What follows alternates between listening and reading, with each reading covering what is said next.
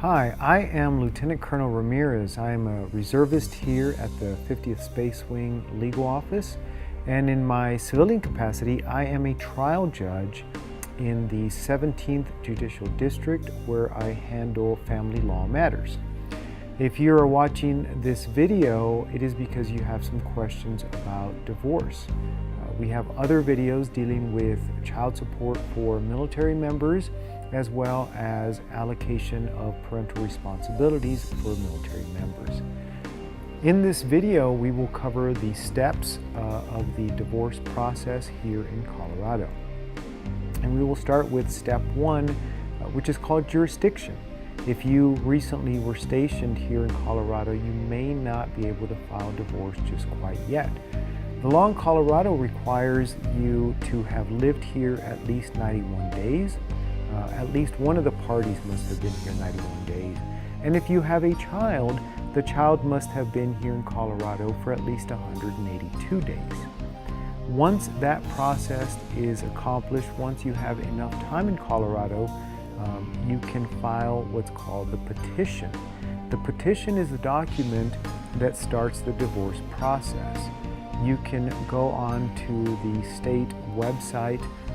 It is the judicial website where you have all of the forms that you can download, and that link will be provided in this video. Once you download the petition and you fill it out, you are referred to as the petitioner, and your spouse who will be responding to the divorce process is referred to as the respondent.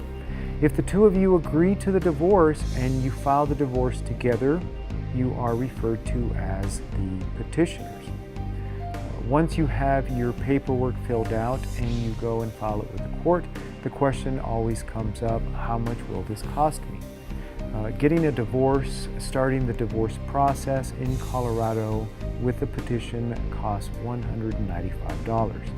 If you cannot afford that, you can request that the court waive that fee. Once you fill out the petition, the next step in the process will be having the answer.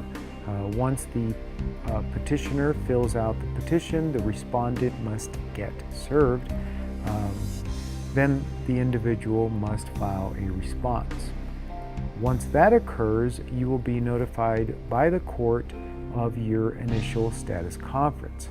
That is when both parties come to the court to ensure that all your paperwork was done correctly and to ensure that you understand the divorce process. Once that occurs, the next part is called discovery. What discovery means is that both sides are responsible to provide all the information about themselves, whether the information is financial, whether it deals with your credit cards, your bank accounts. It can also deal with school records for the children. It could deal with your emails and text messages. Everything that deals with your life must be turned over to the other side. And the other side must also provide that information to you as well. Once this is accomplished, you will fill out, and both sides will fill out, what is referred to as the sworn financial statement. The court will use this document in order to determine issues like how to distribute your assets, how to distribute the debts, who should have to pay child support, and whether spousal maintenance, which some people refer to as alimony, is required in your case. Once that is done, then the requisite amount of time is 91 days. So you have to live here for at least 91 days, then you have to wait at least 91 days in order to get your divorce. If both sides agree, that is, you and your spouse agree to the divorce, you agree to how to distribute your assets, how to distribute your debts, what to do with your children and child support issues, you can file a stipulation after the 91 days. Once that is done, then you are divorced. If not, however, you move to the last step. If there are any of those issues that you do not agree on, then you and your spouse must go to a hearing and must have a trial with the court. There are no juries in Colorado for divorce matters. In this situation, it could take at least a year from the time you file your petition to the day you get a court hearing.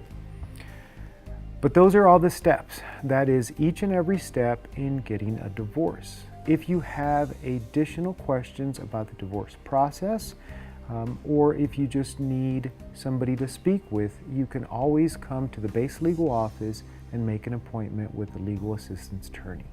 Thank you.